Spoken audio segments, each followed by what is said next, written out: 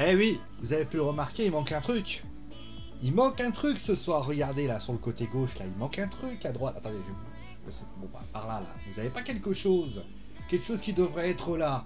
C'est parce que la Food Zone part en mise à jour. Et je vous jure que c'est pour ça d'ailleurs que la vidéo est un peu plus longue que d'habitude. D'habitude, vous l'avez à peu près aux alentours de 23h30, enfin 11h30. Oui, je sais, j'ai la DSL, mais ça, c'est pas la raison. C'est parce que regardez, magie de la télévision, Pat Le Guen. Eh ouais, eh ouais, eh ouais. Donc là, vous allez me dire, ouais, et alors? Bah, en fait, voici donc la nouvelle formule Food Zone que j'étais m'évertué à vous faire. Donc, dites-moi d'ailleurs ce que vous en avez pensé. D'ailleurs, je vais faire un truc très intelligent. D'ailleurs, j'ai baissé un peu le son parce que je veux pas dire, mais j'ai pas envie d'être sourd. Voilà, merci. Bon, salut tout le monde, en tout cas, j'espère que vous allez bien tous et toutes. On se retrouve, oui, pour la Food Zone, la deuxième, enfin troisième Food Zone de la soirée, de la saison, puisqu'on a déjà fait 2 Food Zone la semaine dernière avec l'ancienne version. Et donc voici donc la première Food Zone New Look, on va dire ça comme ça.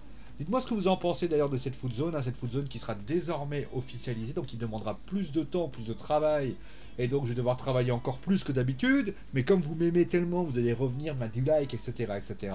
Et donc, qu'est-ce qui s'est passé? On va commencer bien sûr avec le Paris Saint-Germain qui a donc affronté et battu le Racing Club de Strasbourg sur le score de 4-2. Au niveau des compositions d'équipe, on va commencer tout de suite et regardez. Là, c'est la magie. Là, ça va être de l'effet spéciaux. On l'annonce tout de suite puisque nous allons avoir donc, on va commencer avec l'équipe parisienne. Donc Keylor Navas qui était dans les buts. Une défense à 4 avec Abdou Diallo, Presnel Kimpembe qui était le capitaine du Paris Saint-Germain, Thilo Kehrer et Achraf Hakimi. D'ailleurs, pour information, donc bien sûr pas de Marquinhos pour le moment, ni de Juan Bernat, qui sont un est blessé et l'autre est en phase de reprise. Au milieu de terrain, Dina Ndimbe qui donc remplace pour l'instant qui était le titulaire à la place de Danilo Pereira, ça veut quand même tout dire. Wijnaldum et Ander Herrera, pas de Marco Verratti, pas de Leandro Paredes, pour les mêmes raisons. Et enfin devant, Kylian Mbappé, Mauro Icardi et Johan Draxler, bah vous l'avez compris, hein, pas de Neymar, pas de Lionel Messi, et bien sûr pas d'Angel Di Maria qui eux sont en phase de reprise. Du côté du Racing Club de Strasbourg, eh bien nous avons Cels dans les buts, une défense à 5 qui a été proposée, la défense à 5 qui a été transmise, offerte tout simplement avec Lénard, Sissoko, Djikou, Pereira et un jeune joueur d'ailleurs polonais que je connaissais pas. C'est le petit Fila. Ensuite, au niveau du milieu de terrain, nous avons eu Aoulou, Bellegarde et Prezic. Et enfin, Kevin Gamero et Ludovic York qui sont devant. Il y a eu d'ailleurs une blessure du côté du Racing Club de Strasbourg, puisque Aoulou a dû céder sa place et c'est donc notre cher Adrien Thomasson, d'ailleurs, qui aura été artisan d'un des buts du Racing Club de Strasbourg, qui sera donc à sa place. On est bien sûr que ce soit pas trop grave, il s'est blessé tout seul, alors voilà, donc pour ainsi dire. Ensuite, donc qu'est-ce qui s'est passé durant cette rencontre? Donc ça va très très vite du côté du Paris Saint-Germain. Le Paris Saint-Germain qui a commencé très vite, qui a commencé très bien d'ailleurs. Nous sommes à la 3e minute, et à ce moment précis, nous avons une action qui se passe sur le côté, et Abdou Diallo centre pour Mauro Icardi sur une belle tête qui lobe le ballon. Voilà. Ensuite, le deuxième but va être un but contre son camp de Ludovic York. En fait, Kylian Mbappé apparaît, il dribble, il se remet sur son pied droit, il fait une lourde frappe, ça rebondit sur York qui prend Cels à contre-pied. 2-0 du PSG. D'ailleurs, ça va aller aussi super vite puisqu'à la 27e minute, une minute après le deuxième but, Kylian Mbappé encore lui prend de vitesse Loïc Perrin qui va tout de suite centrer. Johan Draxler est de l'autre côté, met le ballon au fond. Nous sommes sur un score de 3-0. Le Paris Saint-Germain déroule, le Paris Saint-Germain mène à la pause de manière très logique et on se dit que le PSG va dérouler en deuxième mi-temps. Et c'est pas du tout ce qui se passe. Alors qu'à la 48e minute, Kylian Mbappé se trouve devant Mats Cels et décoche une frappe et le Strasbourgeois détourne le ballon de ses pieds. Eh bien, nous sommes à la 53e minute. Thomasson fait un centre sur le côté droit et Kevin Gamero marquera donc. Ah, j'ai oublié de me voter pour ça. Petite information, voilà. Hein. Donc voilà. Et enfin, donc nous sommes ensuite à la 65e minute.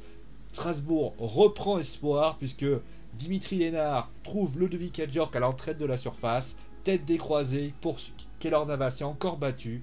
Et nous avons donc Ludovic Ajorc qui marque le 3-2. On se met à 3-2 et il va se passer un événement qui va sans doute être le fait de la rencontre sur un coup donné sur Mauro Icardi, qui est quand même un coup assez sévère. D'ailleurs, l'expulsion est quand même assez logique, hein, quand même, dans le sens où il tape le genou. L'arbitre a sans doute vu un geste peut-être mal maîtrisé concrètement. Et les gens il s'est peut-être dit voilà, maintenant c'est vrai que certains diront sans doute que c'était pas, c'était un peu sévère. Maintenant c'est un carton jaune. La seule chose que je pourrais dire du côté de ce carton, c'est que il peut être coupable, oui, mais d'un côté l'arbitre doit peut-être, on va dire, avoir un peu de jugeote dans le sens où il doit se dire c'est son carton jaune, l'équipe est en train de revenir, c'est un duel aérien, on va pas se mentir, est-ce que je dois mettre le carton? Est-ce que je dois pas l'avertir en lui disant attention, vous êtes à la limite, etc. etc. Le carton jaune se suffisait peut-être. Après, c'est possible aussi que l'arbitre n'y a pas pensé.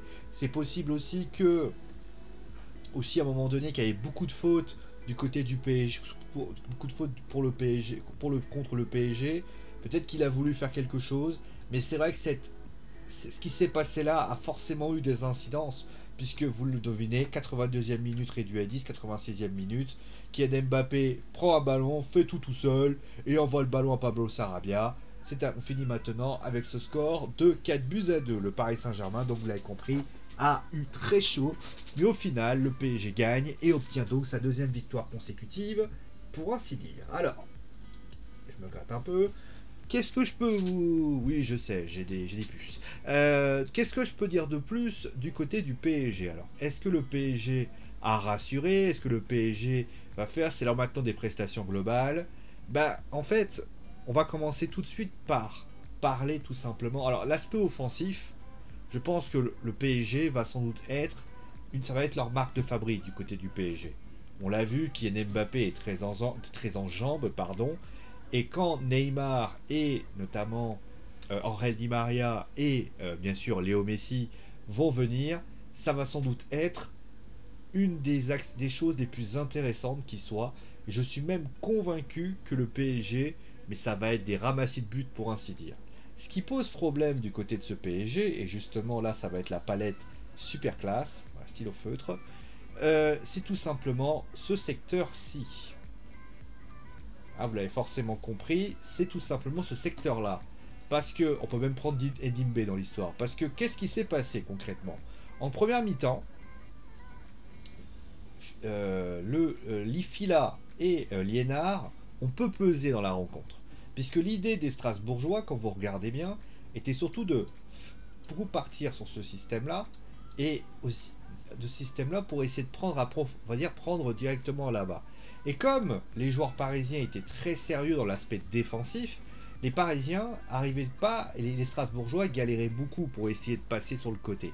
Et il n'y a pas eu beaucoup d'actions. D'ailleurs, on a vu aussi des pertes de balles notamment de Edimbe, des pertes de balles, il y a une perte de balles de Kipembe qui peut remettre Strasbourg à 4-3, et là ça peut être littéralement le match du siècle et faire revenir la situation, alors que le PSG mène 4-2 à ce moment-là. Donc concrètement, et on a vu des joueurs parisiens qui ont fait exactement ce qu'ils font comme tout le temps, c'est-à-dire que, non, on va arrêter de défendre en fait. Et là, clairement, ça c'est puni direct. Ce PSG concrètement, on va faire. Est-ce que je peux faire une autre couleur de l'encre? Voilà, on va faire on va mettre du noir. Voilà, ça va être assez clair. Si lui et lui ne défendent pas, à un moment donné, si jamais vous laissez les joueurs, ces 6 là, et ça va être le problème du PSG toute la saison, hein. Parce que, regardez, vous avez notamment un corner, Mauro Icardi qui détourne. Ça, c'est quelque chose de bien. Donc, il faudra toujours défendre. Il faut que l'équipe défende. Il faut au moins avoir un pressing sur le porteur du ballon. Il faut au moins que le PSG mette, on va dire, un pressing assez fort pour permettre justement à ces joueurs de ne pas aller de l'avant. Quand tu vois que ça trottine et tout, quand il y a des secteurs qui sont bréchés, là, clairement, il faut essayer de trouver une solution. Parce que je suis désolé, si Djikou n'est pas expulsé, pardon, je suis même certain que le PSG ne sort pas le... Alors je sais pas s'il gagne, en tout cas je sais pas si ils marquent pas ce quatrième but, mais en tout cas le PSG peut être égalisé et le PSG peut être en grosse désillusion à la fin de cette journée. Donc moi si j'ai un conseil à donner au Paris Saint-Germain, à un moment donné, attention à ne pas concrètement laisser l'aspect défensif de côté. C'est l'erreur qu'ils ont fait l'année dernière et à chaque fois ils ont été sévèrement punis. Maintenant, on va pas non plus tirer dans la couverture. Il y a quand même des joueurs qui sont quand même à court de forme et qui n'ont repris que très peu de temps, notamment lui. On peut citer lui notamment. Wijnaldum d'ailleurs qui a encore été très très moyen. Hakimi qui a été très moyen dans ce match. Moi je l'ai pas trouvé ouf. Justement, moi je le mets pas en flop, voilà par rapport à ça. Mais c'est vrai que concrètement, je l'ai pas trouvé si impressionnant que ça. Et j'ai trouvé d'ailleurs que le PSG avait tendance à ne pas le servir comme il le fallait. Ça aussi, alors après on verra avec le temps. Mais j'ai trouvé quand même que c'était pas foufou ce qu'il avait été donné. Et sur son côté, j'ai trouvé notamment que sur le côté, ça a été bof pour ainsi dire. Bon, on va effacer tout ça, comme ça à la limite, ça va, parce que sinon ça va faire... Voilà, ça aussi c'est pratique de pouvoir effacer ce que tu fais. Donc après, qu'est-ce qu'on peut dire maintenant de l'autre côté? On va passer maintenant à Strasbourg. Au niveau de Strasbourg, concrètement, bah, on va pas se leurrer. Strasbourg a fait une première mi-temps catastrophique et ils ont fait une très bonne deuxième mi-temps. Je pense que dans la tête des Strasbourgeois, il y a eu un côté on n'a rien à perdre. Après, on est bien d'accord que quand tu as une équipe qui domine à ce moment-là, forcément, bah, tu te retrouves en facilité. Mais j'ai trouvé que l'équipe a été plutôt bonne, surtout en deuxième mi-temps. Ils ont beaucoup eu de mordant. Il y a eu des pertes de balles du côté du Paris Saint-Germain qui n'était pas le cas en première mi-temps. Alors oui, le pressing n'a pas été aussi fort que depuis quelques temps. Mais c'est vrai que le Paris Saint-Germain, moi de mon point de vue, j'ai trouvé plus bas. Et forcément, bah aussi parce que Strasbourg a essayé d'avoir plus le pied sur le ballon, a essayé de faire un pressing, a posé des problèmes, notamment avec un pressing très haut qui a posé des problèmes aux Parisiens, et notamment avec des pertes de balles. Et ça, c'est aussi très intéressant. C'est un peu la marque aussi de Julien Stéphan. C'est que Julien Stéphan aime beaucoup faire du jeu, il aime beaucoup aller de l'avant, il aime beaucoup faire du pressing, il aime beaucoup des joueurs techniques. Et bah c'est exactement ce qu'il fallait faire. Alors après, est-ce que la première mi-temps, les Parisiens étaient très hauts en première mi-temps, mais concrètement, moi j'ai beaucoup apprécié ce qu'ils ont produit, ce qu'ils ont proposé, et moi je suis très content en tout cas de ce qu'a fait le Racing Club de Strasbourg. Ça reste quand même une défaite, c'est clair. Je veux dire, quand tu regardes le résultat, tu te dis, bah les mecs ils perdent 4-2, mais c'est prometteur quand même. C'est prometteur parce que tu sais qu'à un moment donné ça va plier, et surtout le PSG quand même, je veux dire, c'est pas avec le PSG que tu vas prendre des points pour le maintien. Donc moi de mon point de vue, je suis quand même assez satisfait de ce qu'ils ont produit, de ce qu'ils ont proposé sur le terrain. Et je pense que Strasbourg, on va pas se leurrer, hein, Strasbourg, moi j'aime beaucoup cette équipe, de toute façon j'adore cette équipe. Et franchement je les aime beaucoup parce que c'est une équipe qui se prend pas la tête, c'est une équipe, je la trouve entière si vous voulez. Quand vous voyez d'autres équipes, par exemple qui veulent, tu vois, qui sont dans la gestion, eux ils le sont pas. Ils font partie de ces équipes là que j'aime beaucoup, et j'espère qu'ils réussiront une bonne saison, c'est tout le mal que je leur souhaite. Bon allez, maintenant on va passer à, bah oui forcément au top et au flop, mais là on va vraiment se tenir au 6. Alors ça n'a pas été évident de mettre, alors les tops ça a été plus facile concrètement, hein, je ne veux pas vous mentir, dans le sens où il y a quand même 3 mecs qui sortaient du lot. Je les ai mis, mais honnêtement ça aurait pu être quelqu'un d'autre, mais j'ai trouvé vraiment qu'ils ont été plutôt bons, donc c'est pour ça que je les ai mis. Le premier en fait c'est Dimitri Lénard, qui est d'ailleurs passeur décisif bien sûr, qui certes a souffert face à Hakimi, mais surtout au début, mais après il a fait des belles choses, il a centré, il a su refaire revenir au score, il a essayé d'être là. Alors certes il y a aussi Thomasson qui était très bon dans cette rencontre, mais j'ai trouvé que ce qu'a fait Dimitri Lénard, et c'est surtout pour dire que le Strasbourg a su bien gérer les côtés et a été plutôt intéressant sur ce côté-là. Ensuite, il y a eu forcément... Alors, on va pas baser simplement sur des Strasbourgeois, je vais aussi baser sur des Parisiens.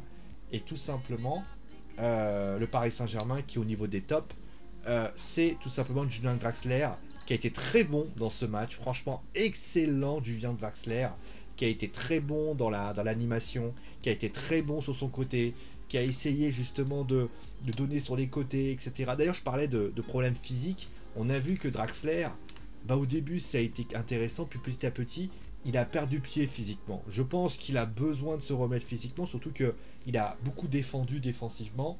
Et concrètement, c'est là où ça a commencé à baisser, quand Paris a commencé à se prendre ce fameux but, c'est quand ça a été comme ça. Donc moi, de mon point de vue, je pense que le PSG, voilà, il y a peut-être aussi une histoire de foncier, de physique, qui pose vraiment problème par rapport à ça.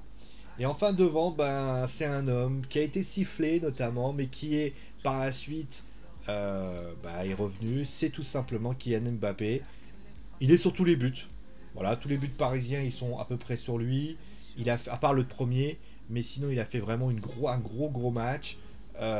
J'aime beaucoup le jeu qu'il propose d'ailleurs, parce que il a été présent dans le dernier geste, mais ce que j'ai aimé, c'est qu'il a fait jouer ses partenaires. C'est ça, c'est le Kylian Mbappé qu'on aime. C'est un Kylian Mbappé qui n'est pas simplement égoïste. Il est là pour faire jouer ses partenaires, mais il est là pour essayer de trouver des solutions. Après, on est bien d'accord que Kylian Mbappé, il a été sifflé pour la simple et bonne raison qu'il ne joue. On ne sait pas ce que sera son avenir, et on ne sait pas s'il jouera encore au Paris Saint-Germain la saison prochaine. Mais bon, on va dire que c'était son premier match au Parc des Princes. On va voir. Il n'a pas. D'ailleurs, très intéressant, c'est qu'il ne s'est pas caché en se disant bah écoute, le PSG, voilà. Non, il est conscient d'avoir. Il a répondu sur le terrain. Et moi, j'aime les gens qui répondent sur le terrain. C'est exactement ce qu'il faut faire par rapport à ça. Bon, après, disparition. Oui, voilà. Magie, hein, je suis magicien, moi. Et donc, on va passer maintenant au flop. Et les flops, bah, justement, j'en parlais. On va commencer avec Presnel Kimpembe, parce que Kimpembe, à un moment donné, il a fait des erreurs qui sont pas bons. Il y a notamment... alors certes, il y a eu notamment quelques petits retournements qui étaient intéressants. Mais Kimpembe, il a en face de lui un monument qui s'appelle Sergio Ramos. Il peut pas se permettre de faire des erreurs comme ça. Parce que s'il fait des erreurs comme ça, alors je sais que vous allez me dire, il y a Thilo Kehrer à côté de lui, et clairement, la deuxième mi-temps, il y a le but, etc. Oui, je suis d'accord, mais encore une fois, Kimpembe, il doit être serein durant tout le match. C'est pas parce il manque quelqu'un comme Marquinhos qui doit commencer à se dire putain, ça va être la merde. Il doit apporter de la sérénité, il doit apporter finalement ce qu'il est, la qualité de son jeu. Et c'est vrai qu'il lui manque ça, il est pas serein, il fait des erreurs, franchement. Vous savez, je vous ai parlé de ce moment-là où il laisse partir un joueur parce qu'il y a une perte de balle. Tu peux pas faire ça, sans déconner. C'est-à-dire, si Majid Waris, il a le ballon, il y a 4-3 à ce moment-là, qu'est-ce qu'on se dit? Il peut pas se le permettre, clairement. Ensuite, le deuxième, c'est Georginio Wijnaldum. Alors, encore une fois, on va pas se leurrer, c'est le début de la saison, il doit encore une fois prendre ses marques dans ce nouvel effectif. En tout cas, il a fait du mieux. Voilà, il a fait un peu du mieux, mais c'est pas suffisant. C'est pas suffisant, c'est trop moyen. Il a essayé, voilà, de se projeter. J'ai l'impression que il essaye un petit peu d'être entre les deux. Il a envie de vouloir se projeter vers l'avant, d'essayer de trouver ses partenaires. Et d'un côté, il a l'air de se dire merde, il faut pas que j'aille trop parce que voilà. Et surtout, c'est vrai que face à un système au milieu de terrain où ça a été plus compliqué, j'ai l'impression qu'il a aussi galéré, parce que je le mets lui parce que c'est quand même la recrue, tout ça. Mais on va pas se leurrer, Herrera, il a été nul. Il n'a pas du tout été intéressant dans sa gestion, dans ce qu'il a été proposé. Donc voilà, mais Wijnaldum, franchement, moyen, trop moyen au vu de ce qu'il doit faire, au niveau de ce qu'il doit proposer, au niveau de ce qu'il doit produire, au niveau de ce qu'il doit démontrer. Wijnaldum, pour moi, ça a été décevant. Et enfin, on va mettre un Strasbourgeois quand même. Alors, j'aurais pu mettre n'importe quel défenseur, j'aurais pu mettre Djikou, j'aurais pu mettre Sissoko, mais j'ai envie de mettre Perrin, parce que Kylian Mbappé, au bout d'un moment, il lui a fait l'amour quasiment toute la journée, et il n'était pas très consentant. Il se fait surprendre par rapport au troisième but, il est en difficulté à chaque fois. à chaque fois, voilà, il a été pris de vitesse par Kylian Mbappé. C'est la réalité, c'est quand vous avez un mec qui court. D'ailleurs, en parlant de Kylian Mbappé, j'ai trouvé que notamment, il a fait le jeu que j'aime de la part de Kylian. Il n'a pas ce maudit jeu qu'il a fait dans la Coupe d'Europe. Il n'a pas fait ce maudit jeu qu'il avait quelquefois, c'est-à-dire se tenir à la défense et espérer partir dans la profondeur. Non, lui, ce qu'il a fait, il a essayé d'aller chercher le ballon, de le ramener. Et c'est ce qu'on lui demande, c'est ce qu'on lui demande. C'est là il est exceptionnel, Kylian Mbappé. C'est pas quand il essaye d'attendre. Et ça, c'est là je retrouve le Kylian Mbappé qui est un joueur exceptionnel. Et c'est là que justement sa qualité de jeu est pour ainsi dire au-delà de mes espérances. Bon voilà. Voilà, j'ai pas grand chose à dire de plus. Paris gagne 4-2. Alors certes, ce qu'on va plutôt dire, c'est que c'est prometteur. Prometteur parce qu'offensivement, il y a vraiment de la belle chose à analyser. Défensivement, je pense que ça va se réajuster parce que Marquinhos va revenir. Il va y avoir notamment Verratti qui va revenir aussi. Il va y avoir Neymar. Il va y avoir... Tout ça va commencer petit à petit à se mettre en place. Et puis il y a Ramos aussi qui sera là. Et si Ramos arrive dans la défense centrale, ce ne sera pas le même cirque. Et je pense qu'un Sergio Ramos, s'il est aux côtés de Kimpembe ou de Marquinhos, à un moment donné, il va lui dire arrête tes conneries, etc. Il saura le rassurer, parce que c'est quand même Sergio Ramos. Et je pense de toute façon, aussi, il ne faut pas non plus tirer la sonnette d'alarme. C'est quand même le PSG, ils ont fait des erreurs, mais on est au début de la saison, donc on ne va pas non plus tirer par rapport à ça. Voilà ce que j'avais à dire concrètement par rapport à ce match. Paris qui gagne. Bien sûr, certains diront que c'est 4-2, il y a quand même ce 2. Mais on va dire qu'il y a de la promesse. Et justement, ça sera à eux, bien sûr, de le confirmer. Sur ce, bien sûr, je vous souhaite une très bonne nuit. Prenez soin de vous, amusez-vous bien. Et c'est mon dernier mot, parce que j'ai dit. Allez, ciao les amis!